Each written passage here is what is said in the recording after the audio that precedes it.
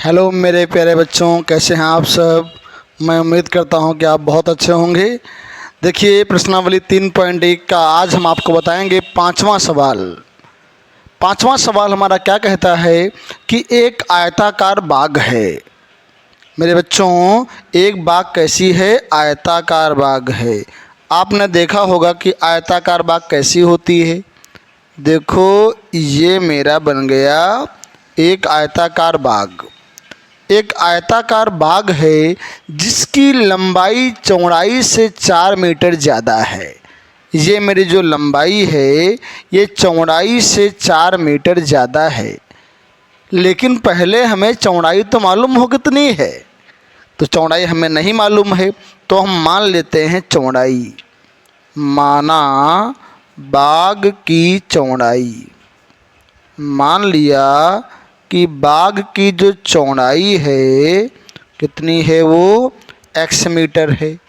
अगर बाग की चौड़ाई x मीटर है तो मेरे बच्चों लंबाई कितनी हो जाएगी? कहा गया है कि चौड़ाई जो लंबाई है, देखिए वो चौड़ाई से 4 मीटर ज़्यादा है। तो चौड़ाई से 4 मीटर ज़्यादा है लंबाई। चौड़ाई x है, लंबाई 4 मीटर ज़्यादा है, तो 4 जोड़ दिया इसमें। तो हमें क्या मिल गया? हमें मिल गया बाग की लंबाई और चौड़ाई। और हमें क्या दिया गया है? अर्ध परिमाप कितना है? 36। तो देखो, बाग का अर्ध परिमाप, बाग का अर्ध परिमाप कितना है? बाग का अर्ध परिमाप जो है वो 36 है। जैसा कि हम जानते हैं अर्ध परिमाप किसका? आयत का ना। क्या होता है? ये होता है लंबाई प्लस चौड़ाई बराबर में कितना दिया है? 36। तो यहाँ देखो लंबाई कितनी है? लंबाई हमारी है x + 4 और चौड़ाई कितनी है? x है।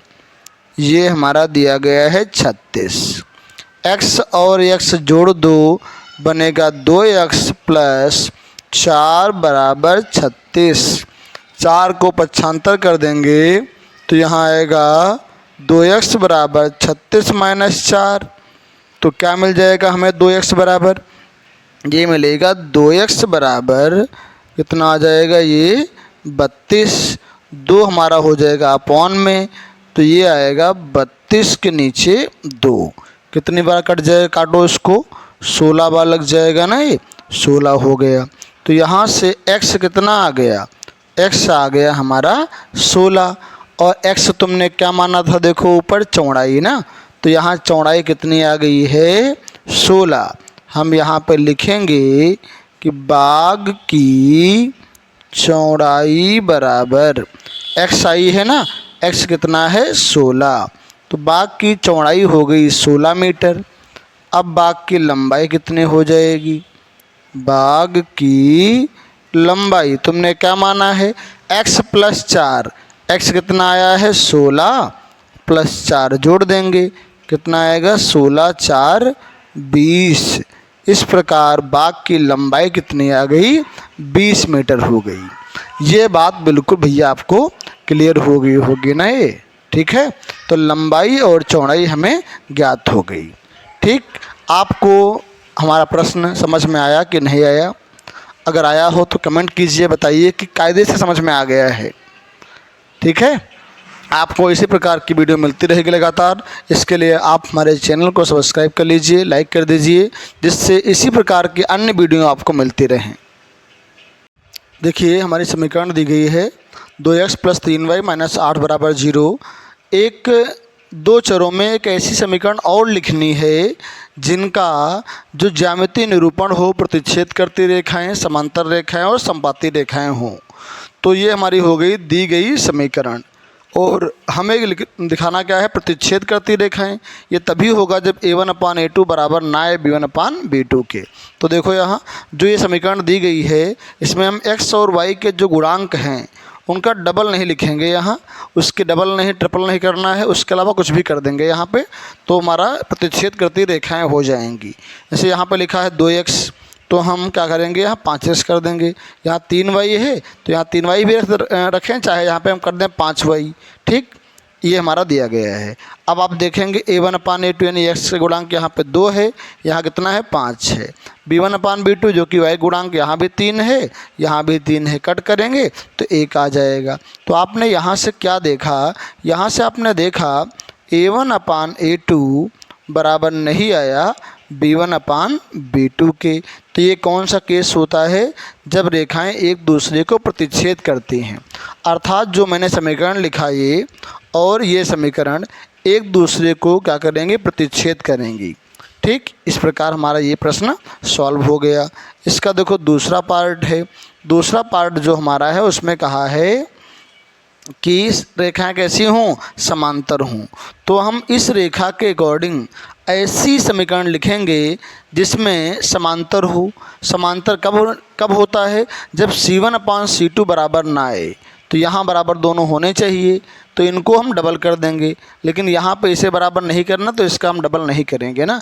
तो यहाँ पे लिखा है 2x, तो हम कर देंगे 4x। क्या लिखेंगे, 4x।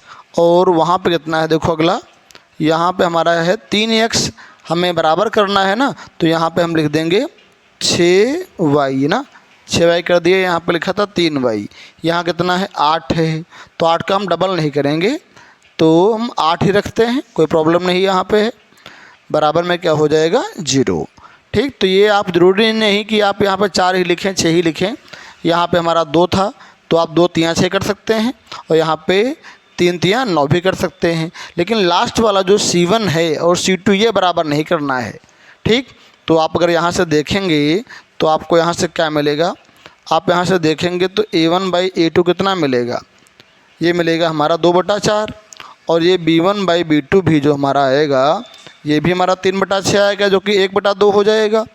लेकिन जो C1/C2 होगा यानी 8/8 वो हमारा बराबर नहीं आएगा। तो इस प्रकार हम कह सकते हैं कि जो हमने समीकरण लिखा है ये कैसी है, ये समांतर है। अब तीसरा हमारा देखो क्या है। तीसरे में हमसे कहा गया है कि संपाती रेखा लिखना है, इसके तुल्य ना, इसके अकॉर्डिंग संपाती लिखना है। तो हम जानते हैं संपाती क्या होती है, जिसमें a1/a2 बराबर b1/b2 बराबर c1/c2 हो। तो इन सब का हम डबल कर देंगे क्योंकि हमें बराबर दिखाना है ना। तो क्या लिखेंगे यहाँ पे संपाती होने के लिए, 4x और 3 था तो 6y और 8 दूना 16। ठीक, तो यहाँ से अगर आप इसको चेक करेंगे तो a1/a2 बराबर आएगा b1/b2 के, बराबर आएगा c1/c2 के। तो हम कह सकते हैं कि ये रेखाएं आपस में कैसी हैं, समांतर हैं। ठीक, नहीं संपाती हैं, सॉरी संपाती हो जाएंगी यहाँ से। तो इसमें जो आंसर है सबका वेरी हो सकता है, अलग अलग हो सकता है। ठीक है, तो ये हमारा प्रश्न सॉल्व हो गया। अगली वीडियो में आपको बताएंगे हम सवाल नंबर 7। ठीक, अगर आपको वीडियो हमारी अच्छी लगी हो तो लाइक कीजिए, सब्सक्राइब कीजिए, जिससे हर नोटिफिकेशन आपको मिलती रहे।